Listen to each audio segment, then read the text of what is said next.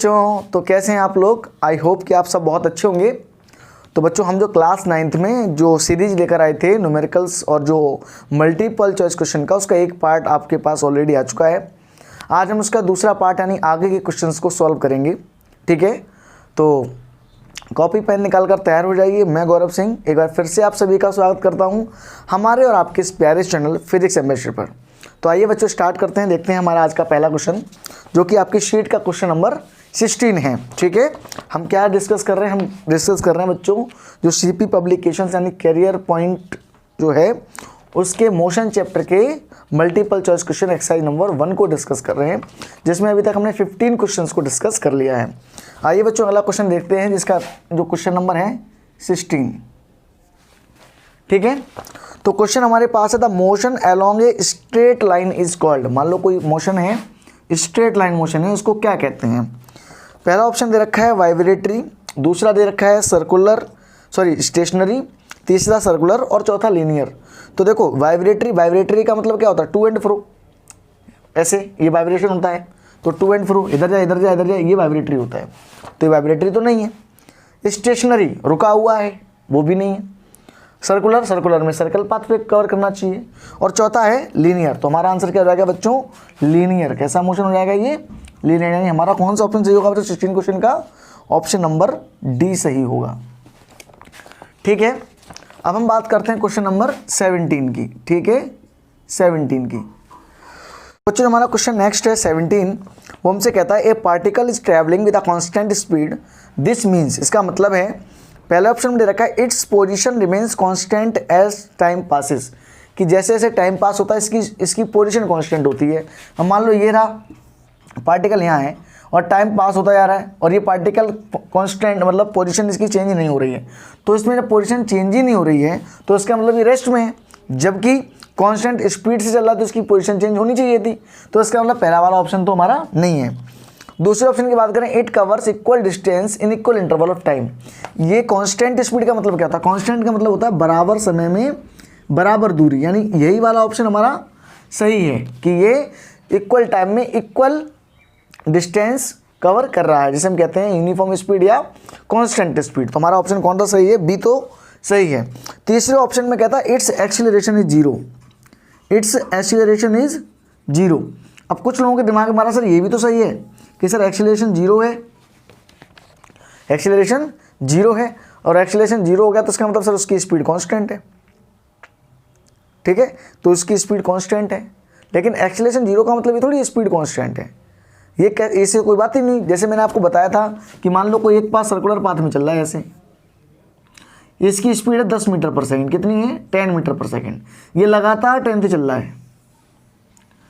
ठीक है, तो इसकी स्पीड तो कांस्टेंट है, पर इसका एक्सीलरेशन जीरो नहीं है, क्योंकि एक्सीलरेशन किससे रिलेट करता है? वेलोसिटी से। किससे रिलेट करता है? वेलोसिटी से। मैंने आपको बताया था कि किसी वेलोसिटी कैसे निकालते हैं, किसी पॉइंट पर टेंजेंट डालो, या टेंजेंट डालो एक, ये देखो, तो इस पॉइंट पर वेलोसिटी की डायरेक्शन ये है, जबकि इस पॉइंट पर वेलोसिटी डायरेक्शन ये है। ठीक है, इस पॉइंट पर वेलोसिटी डायरेक्शन ये है, इस पॉइंट पे ये है। अगर ऐसे इस पॉइंट पे निकालो तो ये इस तरफ होगी डायरेक्शन, यानी हर पॉइंट पे डायरेक्शन जो है वो चेंज हो रही है। तो इसका मतलब एक्सीलरेशन जीरो नहीं है, क्योंकि वेलोसिटी में होता क्या? दो चीज़ें, एक मैग्नीट्यूड, एक डायरेक्शन। अब मैग्नीट्यूड तो मान लो 10 है, ठीक है, पर वेलोसिटी डायरेक्शन चेंज हो रही है, इसलिए इसका एक्सीलरेशन जीरो नहीं होता। क्योंकि एक्सीलरेशन क्या होता है? A equal to v minus u upon t, यानी चेंज इन वेलोसिटी। अब वेलोसिटी में चेंज कैसे आता है? वेलोसिटी में केवल मैग्नीट्यूड पे थोड़ी डिपेंड करती है, वेलोसिटी तो डायरेक्शन पे भी डिपेंड करती है, क्योंकि एक वेक्टर क्वांटिटी है। तो इसका मतलब वेलोसिटी चेंज हो रही है। वेलोसिटी किसकी वजह से चेंज हो रही है? डायरेक्शन की वजह से, मैग्नीट्यूड में चेंज नहीं आ रहा। अब वेलोसिटी चेंज हो रही है, चाहे वो डायरेक्शन की वजह से चेंज हो, चाहे मैग्नीट्यूड की वजह से चेंज हो, चेंज हो रही है तो मतलब उसमें एक्सीलरेशन है। ये मैंने आपको जो आपका एक्सीलरेशन का वीडियो है, शायद वीडियो नंबर 4 या 5 है आपका मोशन चैप्टर का, उसमें मैंने आपको बहुत अच्छे से क्लियर करके बताई है। ठीक है, तो वहाँ जाकर आप उस वीडियो को देखकर इस बात को क्लियर कर सकते हैं। तो इसका एक्सीलरेशन जीरो नहीं होगा। और चौथा ऑप्शन है it does not change in direction of motion.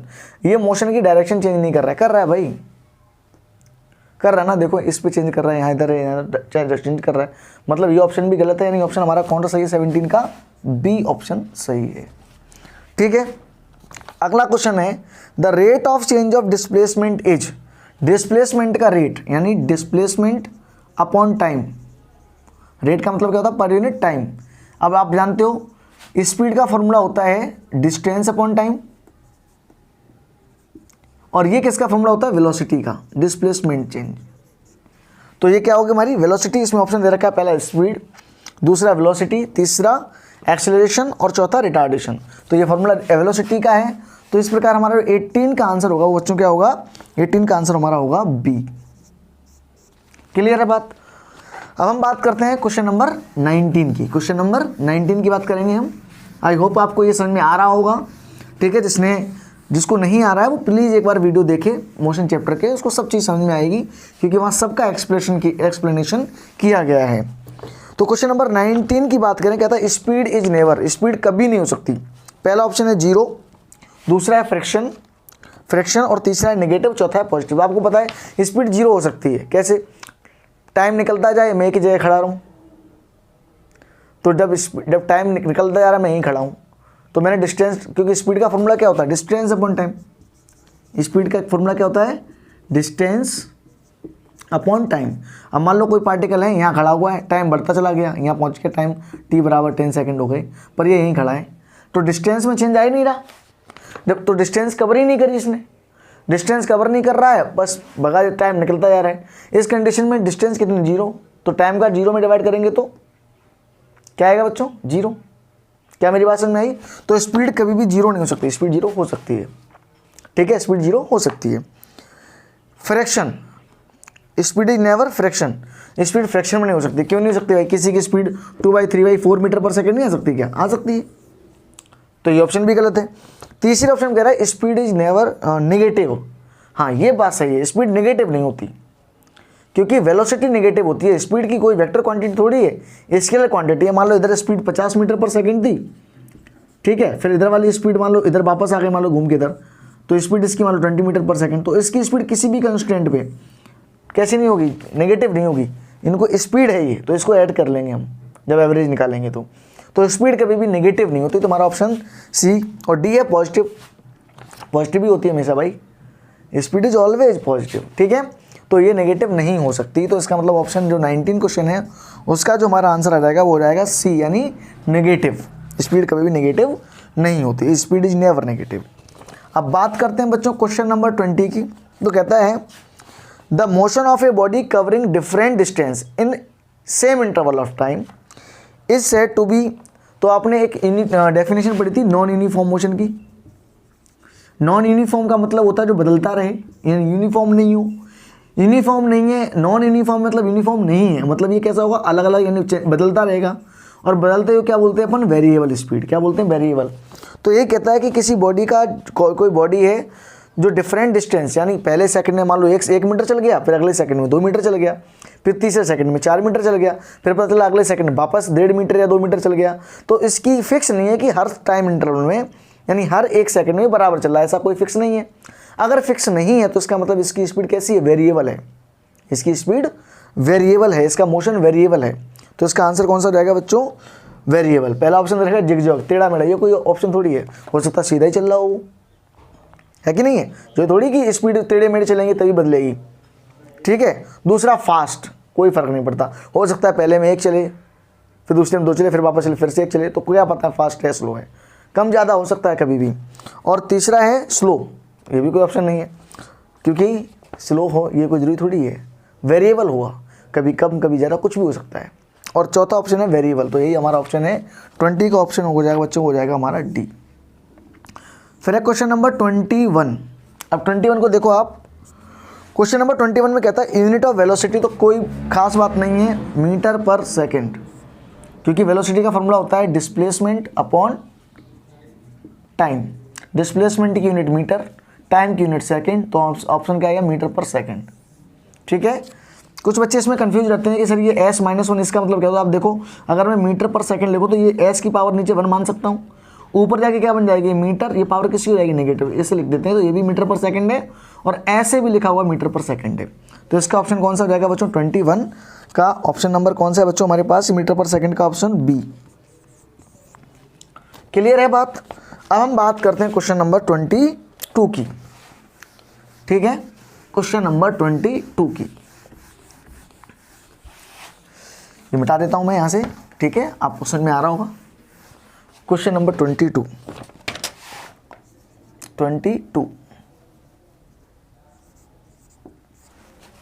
अब क्वेश्चन नंबर 22 में पूछ रखा है metre per second is not the unit of, किसकी यूनिट नहीं है? तो देखो डिस्प्लेसमेंट की यूनिट क्या होती है? मीटर। तो यही ऑप्शन हो गया ना, मीटर। इसकी यूनिट मीटर पर सेकंड थोड़ी होती है। डिस्टेंस क्या, डिस्प्लेसमेंट क्या होता है?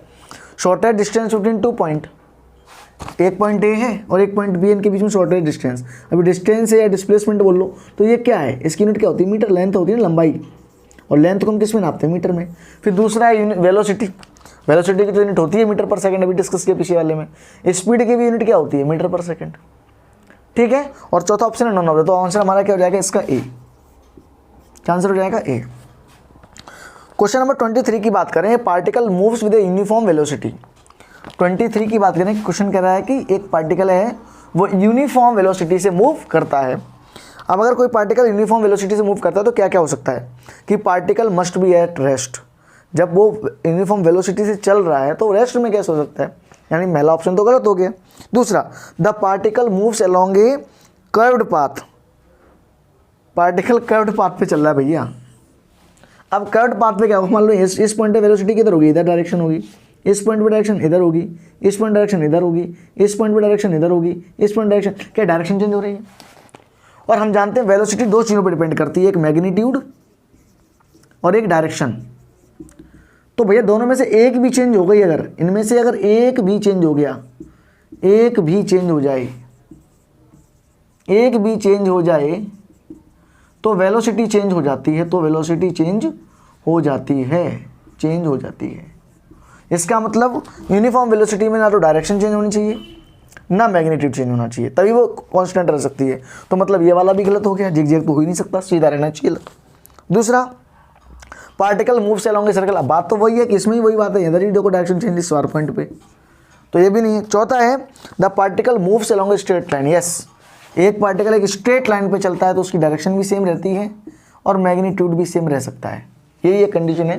तो इसका ऑप्शन हमारा हो गया ए, ऑप्शन हो गया डी, ठीक है। बात करते हैं क्वेश्चन नंबर 24 की। ओके, एक quantity has value of -6 metre per second. क्या है? -6 मीटर पर सेकेंड। ये क्वांटिटी उसकी वैल्यू दे रखी है -6 मीटर पर सेकेंड। इट में भी ये क्या क्या हो सकता है? स्पीड हो सकती है? नहीं, स्पीड नेगेटिव नहीं होती। ऊपर किया सवाल अभी, तो पहला ऑप्शन स्पीड कैसा हो जाएगा बच्चों? गलत। दूसरा ऑप्शन है वेलोसिटी। वेलोसिटी नेगेटिव हो सकती है, वेलोसिटी नेगेटिव हो सकती है कि नहीं? मैंने आपको कल डिस्प्लेसमेंट के बारे में बताया था कि अगर अपन इधर जाते हैं 1 2 3 और वापस इसी पाथ पे जाए इस तरफ, -1 -2 -3 -4, डिस्प्लेसमेंट मान लो इधर है, तो डिस्प्लेसमेंट कैसा हो जाएगा? नेगेटिव। डिस्प्लेसमेंट कैसा होगा? नेगेटिव। तो डिस्प्लेसमेंट नेगेटिव है तो इसका मतलब इसमें टाइम लगेगा, उसका डिवाइड करेंगे तो वेलोसिटी भी कैसी आएगी? नेगेटिव। तो इसका मतलब वेलोसिटी नेगेटिव हो सकती है, तो ये ऑप्शन हो गया। पोजीशन ऑफ पार्टिकल, ये क्या बताता है? पोजीशन थोड़ी बताता है। पोजीशन, अरे -6 मीटर पर सेकंड, ये कोई पोजीशन थोड़ी होता है। -6 मीटर पर सेकंड है, उसके पास जो स्पीड है वो वेलोसिटी है, तो वेलोसिटी को वो मूव कर रहा होगा तो उससे क्या पोजीशन पता लगेगी? वो चल ही रहा है ना। और डिस्प्लेसमेंट नहीं, डिस्प्लेसमेंट नहीं बताता। क्या बताता है? वेलोसिटी। डिस्प्लेसमेंट में मीटर पर सेकंड यूनिट नहीं होती, क्या होती है? मीटर। तो यूनिट तो ये या तो स्पीड की है वेलोसिटी की। अब स्पीड इसमें है नहीं क्योंकि स्पीड में माइनस नहीं होता, तो बचा कौन? वेलोसिटी। क्लियर है बात? तो 24 का जो आंसर आएगा वो आएगा हमारा बी। क्लियर है? कोई डाउट वाली बात? अब हम बात करते हैं क्वेश्चन नंबर 25 की, ठीक है। क्वेश्चन नंबर 25 डिस्कस करते हैं अपन। क्वेश्चन नंबर 25 को अगर देखें हम तो क्वेश्चन नंबर 25 हमसे कहता है इन 10 minutes A car with speed of 60 kilometre per our travel से डिस्टेंस ऑफ, पहला ऑप्शन है 6 किलोमीटर, दूसरा ऑप्शन है हमारे पास 600 किलोमीटर, और तीसरा ऑप्शन है सी यानी 10 किलोमीटर, और चौथा ऑप्शन है डी यानी 7 किलोमीटर। अब स्पीड कितनी है? 60 kilometre per our, 60 kilometre per our. हमें टाइम पूछा, हमें टाइम दे रखा है 10 मिनट्स। कितना दे रखा है? यानी कोई जो कार है उसकी स्पीड 60 किलोमीटर पर आवर है, तो पूछा 10 मिनट में कितने किलोमीटर चलेगी। अब आप देखो इसको डायरेक्ट तो ओरली भी कर सकते हो कि 60 मिनट में कितना चल रहा है, भाई किलोमीटर पर 60 मिनट में चल रहा है 60 किलोमीटर, तो 10 मिनट में कितना चलेगा 10 किलोमीटर। ऑप्शन सी सही है। तरीका ये। वैसे कैसे कर सकते हो, हम जानते हैं स्पीड 60 किलोमीटर पर आवर है, तो 1 आवर में कितना चलेगा, सीधा सा है 60 किलोमीटर, तो यानी ये 60 मिनट में कितना चल रहा है 60 किलोमीटर, तो 1 मिनट में कितना चलेगा 60/60 किलोमीटर, तो 10 मिनट में कितना चलेगा 60/60 इंटू 10, यानी कैंसिल, तो कितना बचा 10 किलोमीटर। ऐसे भी आप इसको कर सकते थे। तो इसका ऑप्शन हमारा हो जाएगा ऑप्शन नंबर सी। आसान सवाल था, ठीक है। क्वेश्चन नंबर 26 की बात करेंगे अब हम। Question number 26।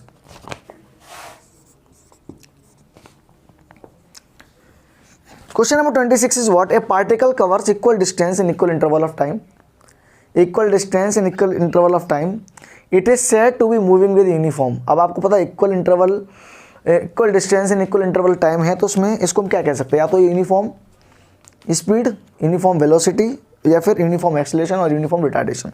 अब सिंपल सी बात है, अगर कोई पार्टिकल एक हर समय में बराबर दूरी चल रहा है, मान लो पहले सेकंड में 2 मीटर, फिर अगले में भी 2 मीटर, फिर अगले में भी 2 मीटर, तो ये तो पक्का है कि यूनिफॉर्म स्पीड होगी। पर क्या ये यूनिफॉर्म वेलोसिटी भी हो सकती है? जैसे ऑप्शन में स्पीड भी और वेलोसिटी भी है।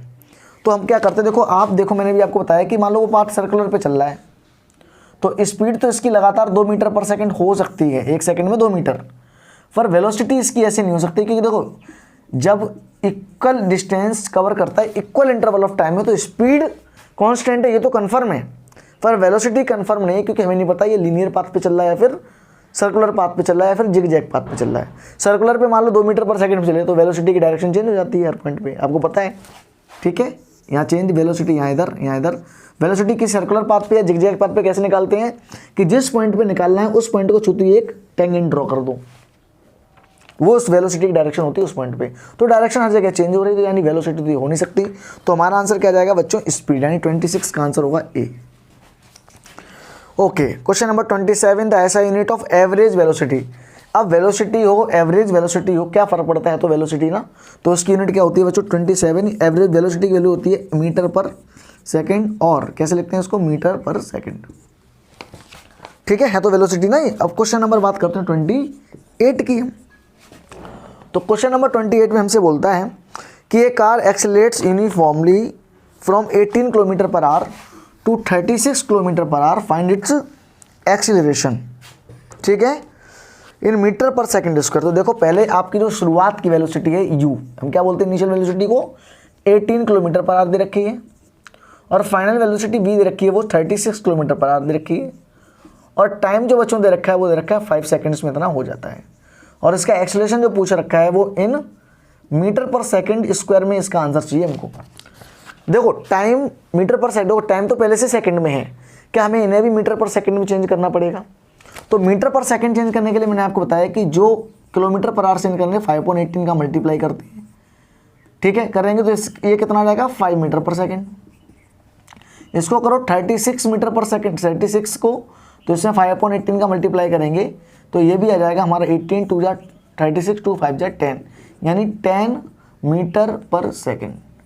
ये आपको मैंने बताया था 5.18 का मल्टीप्लाई क्यों करते हैं, क्योंकि 18 का अगर मैं 18 लिख लूँ तो ऊपर वाला मीटर, किलोमीटर को मीटर में बदलेंगे 1000 आ जाएगा, नीचे आवर, आवर को चेंज करेंगे सेकंड्स में, तो एक आवर में 60 मिनट और फिर 1 मिनट में 60 सेकंड्स, यानी 60 का मल्टीप्लाई। अब देखो ऐसे करके अपना ये आंसर आया था 2 5 जा 10 और 2 3 6, यानी 6 3 जा 18 और 5, इसलिए हम इतने का डायरेक्ट मल्टीप्लाई करते हैं। अगर हमें मीटर पर सेकंड से किलोमीटर बनाना तो उल्टा कर दो, 18/5 का मल्टीप्लाई कर दो, ठीक है, तो ऐसे आ गया। तो हमारे पास initial velocity 5 metre per second, final velocity 10, तो हम जानते हैं ए बराबर फॉर्मूला तो change in velocity upon time. Change मतलब final velocity minus initial, final है 10, इनिशियल है 5, टाइम है 5, तो हम देखेंगे ऊपर आ जाएगा 5, नीचे रहेगा 5, 5 बन जा 5, तो यहाँ ऑप्शन आ जाएगा जो कितना आ जाएगा 1 मीटर पर सेकंड स्क्वायर, क्योंकि एक्सेलरेशन की यूनिट क्या होती है मीटर पर सेकंड स्क्वायर। तो ये हो गया हमारा क्वेश्चन नंबर 28 और इसका आंसर कौन सा आ जाएगा बच्चों, ए। क्लियर। अब हम बात करते हैं क्वेश्चन नंबर 29 की। देखो ये जितने भी क्वेश्चन अपन कर रहे हैं ना ये सारे आसान सवाल हैं, है ना, अच्छे क्वेश्चन थोड़े आगे आएंगे। हाँ, तो क्वेश्चन नंबर 29 कहता है कि out of energy and acceleration, question number 29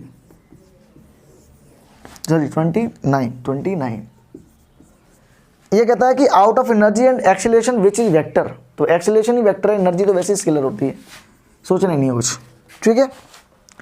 CGS unit of acceleration, अब एक्सीलरेशन की CGS यूनिट पूछी है, कौन सी यूनिट पूछी है? CGS होता है सेंटीमीटर, लेंथ सेंटीमीटर में नापते हैं, और जो मास है ये तो गई लेंथ, मास को हम ग्राम में नापते हैं, और टाइम को हम इसमें भी सेकंड में ही नापते हैं। CGS।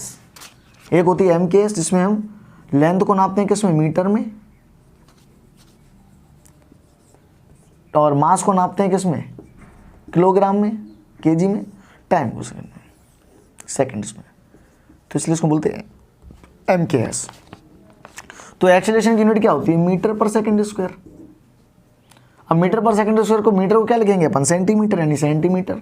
टाइम को वही लिखेंगे, तो यहाँ आ जाएगी सेंटीमीटर पर सेकंड स्क्वायर, यानी इसका ऑप्शन हो जाएगा हमारा, ऑप्शन नंबर हमारा हो जाएगा B। डी देखो ऐसे लिखा है सेंटीमीटर सेकंड स्क्वायर, ये नहीं है, ये इसका मतलब इसका मल्टीप्लाई हो रहा है, ठीक है, ये गलत है, ये लिखा हुआ सेंटीमीटर पर सेकंड। मैंने कहा था यहाँ पर पावर जब नेगेटिव लग जाए समझ लो ये नीचे लिखा हुआ है, ठीक है। तो ये हो गया हमारा कुछ क्वेश्चंस, और जो हमारे नेक्स्ट 15 क्वेश्चंस हैं वो हमने डिस्कस कर लिए। आई होप को आपको ये सब समझ में आ गया होगा, ठीक है। मिलते हैं अगली वीडियो में कुछ और नए क्वेश्चंस के साथ, तब तक इन क्वेश्चंस को करिए, अपनी जो बुक है आपकी शीट है उसको आप जो भी आपके पास किताब है उसको सॉल्व करिए, और उसकी जो प्रॉब्लम्स हो आप मुझे कमेंट बॉक्स में भेज सकते हैं, ठीक है। तब तक पढ़ते रहिए, एंजॉय करिए, और अगर आपको मेरी वीडियो अच्छी लगी हो तो प्लीज़ चैनल को सब्सक्राइब जरूर करें। All the very best, thank you.